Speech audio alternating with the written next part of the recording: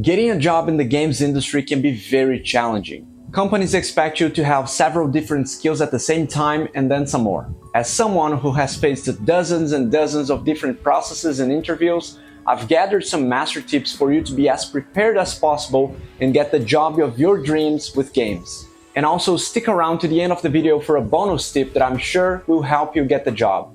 Hey guys, I'm Harry. I've been a game designer and producer for the past 10 years, and in this channel I want to talk all about games and production. So hit the subscribe button right now. It helps me a lot growing the channel. And also share this video with that friend that is also looking for a job in the games industry or anybody who has interest in games. Alright, let's start with the most important thing. You are not doing a favor. You are a professional developer offering your services and expertise. Show confidence in the work that you do and the contributions that you have to provide for the company. Companies want problem solvers, so present yourself as such.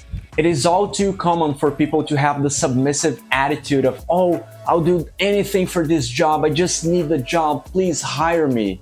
And I get it, getting jobs is hard, right? And we all have bills waiting for payment. But this attitude will not get you there. I'd even go as far to say that this attitude lowers your chances of getting a job, or at least getting a good job at a good company. Companies want to hire people they can trust, to raise issues and solve problems and do more than the average, more than what is expected. And if you have this asking for a favor mentality, the message that you're sending is that you don't think for yourself, you don't have bold opinions. They cannot trust you to really solve issues, for yourself. That you will simply be silent and let others decide for you.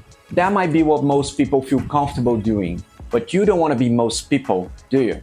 So in order to achieve this higher level of confidence, let's see the other tips that I have for you today. Show your best work first. Talk about the best games, the most challenging experiences, and the contributions you had for the teams you work with. Dig deeper in your career path to find those traits and the actions you took that made a difference on a project. You might think that you didn't do a lot. You did your job as you were told, or maybe you didn't have the freedom to do things much differently. And that's okay, but it's also not true. If you're a programmer, think about those clean coding standards that you applied while everyone else was writing poor code. If you're an artist, remember how you insisted on validating your sketch early on so as to avoid rework in the future. That saved the project a lot of time. Or maybe you work with QA and you found this new routine for identifying bugs, and that resulted in a lot more bugs reported this week. Anything you did might be valuable for a company. Making games is very hard, so all effort going into improving processes is very valuable and can generate a lot of results. And have in mind that just because one company didn't care too much about the things you did, for another company that might be the sparkle that they are looking for. Okay, next. Write a concise cover letter talking about your soft and hard skills, but focus on the games you produced and the results you generated. Specific situations about a project are much more interesting than general statements about yourself. It is great to know that you are a very proactive person and committed to results, but for me hiring you, it's much better to know that a specific thing that you did on a project that made the whole difference. So in the cover letter, write about real games you created, any praise they got, and the actual contributions you made for it. Okay, another major factor that will help you get a job in games is for you to make more connections. Go to live events, participate in online communities, discussions on LinkedIn, anything that can get you out there. So many times getting a good job is about referrals. It's about knowing people that you respect and respect you back. And if you're lucky enough to have a good gaming event happen close to you, don't lose the opportunity to be there and talk to players and developers and companies. And if you can travel to at least a couple of events every year, do that. Connections are not about a single encounter, but repeated opportunities to connect. Okay, so if you're doing an interview for a company, every interviewer will ask you about challenging moments and struggles that you had in your career. Think about those moments to capture the learnings that you had during that time. And it's very important for you to think about that ahead of time, so you don't miss the opportunities to tell some interesting stories and contributions that you had. And by the way, that's what they are, stories. Everyone loves good storytelling, so when you're talking about the situations, try to bring the context at that time, how your team was feeling, how you were feeling, and how you dealt with situations. Talk about objective things like the milestone you had to deliver at the end of the month, but also bring it to a more personal level, things that you were feeling, how your team was struggling, and things like that. Companies are made of people, and they like to connect with like-minded folks. But maybe you don't have experience working with games. Maybe you're a newcomer, or maybe you come from a different background, some other field, and you want to know what to do. And that's fine.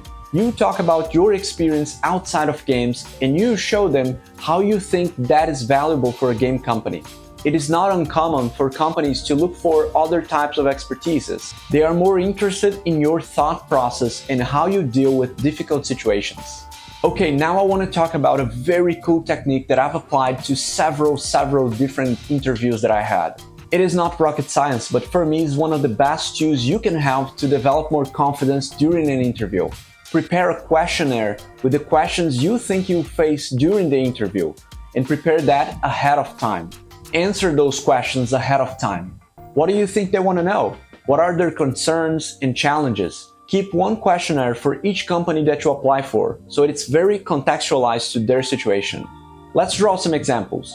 Let's say that you're an engineer applying for a studio creating mobile casual games. I'd say one of the things that they care about the most is how to handle mobile performance optimization. It's always challenging to get good FPS on mobile devices, so write that question down. How would you handle that? Write a concise answer, maybe just the topics for that. You don't want to memorize the answers, that's not the point. The point is for you to think ahead of time and be really sharp for the answers. So definitely rehearse over and over until you are comfortable, but be flexible. Another possibility is that you are a game designer applying for the same company, so mobile casual games. Naturally, there are some design differences when designing for mobile or for the PC. How would you handle that? Maybe you know that company is creating a mobile shooter and they have already announced their next project. Perfect! Do some research about the game that they are creating and write down some questions regarding that kind of design. When you do that a couple times, you notice how predictable the questions are, and you feel much more confident that you have that questionnaire in hands. Plus, after the interview, add or remove questions to adjust better to that company. And as a last tip, if you're doing a video conference for the interview, you can always keep the questionnaire on the side of the screen, so you can always look at it and get more confidence as you are in the interview. Or maybe look at some points and arguments you think it's interesting for that company. Once again, this is a very useful technique, and I'm sure that you'll be happy to have it after a couple of interviews. So if that's not clear enough at this point, I just want to emphasize that you really need to study the company you're applying for. Do everything you can. Look at the website, social media, their current and past projects, and imagine the struggles they are going through. Try to put yourself in the shoes of the person hiring you and understand what they are looking for. Go to LinkedIn and see if you have any connections who already work at that company. Even if that person doesn't do a direct referral, you might learn about their experience with that company and add that to your questionnaire. Also, even if you don't know anyone there directly, try to understand the profile of the person hiring you. Understand their past projects and try to imagine what they value the most in a candidate, so you can tailor your experience to their expectations. That means highlighting the parts of your experience that the person hiring you will care about the most. Okay, but there's a different kind of challenge that I want to talk about here too. Maybe English is not your first language like it is in mine, and you're applying for a company in English. So what do? Basically rehearse the main responses until you are comfortable with them. Practice with a friend. Jobs around the world are much more common today, and you should not lose a big opportunity because you are not comfortable speaking in English. Of course, always be studying English so you get more fluency over time, but many times that is not crucial for an interview. You don't have to be fluent in conversation to get a good job, depending on the role. Because you already know most of the interview structure. You talk about yourself, your past jobs and projects, and in further steps, it will get more technical. And that tends to be easier because you use the jargon that you are already familiar with in your job. So the best piece of advice is for you to prepare ahead.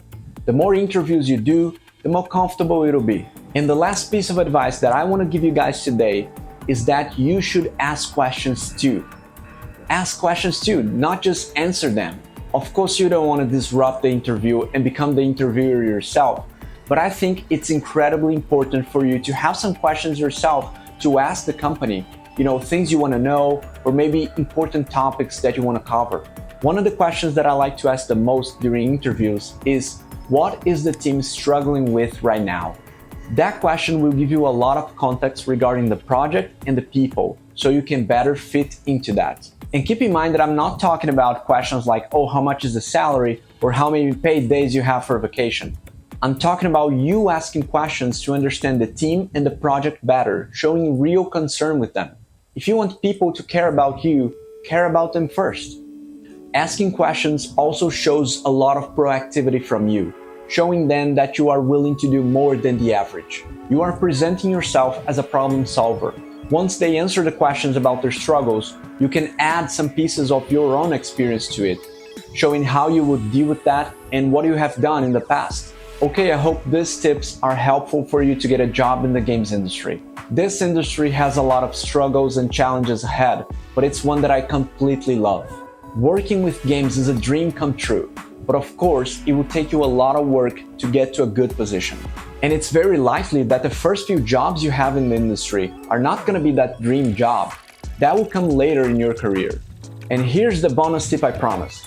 There's a website called gamejobs.co that I found a couple years back and I've used since then. It is incredibly helpful. It's like an indexation of game jobs all around the world, and you can filter by company, by position, by field, or anything. It is simply great, and this is not even a sponsored video or anything. If you didn't know about it, start using it and thank me later. Alright, that's it for today, guys. Thank you very much for watching. Don't forget to subscribe to the channel and turn on the notifications so you don't miss another video. And good luck finding your new job.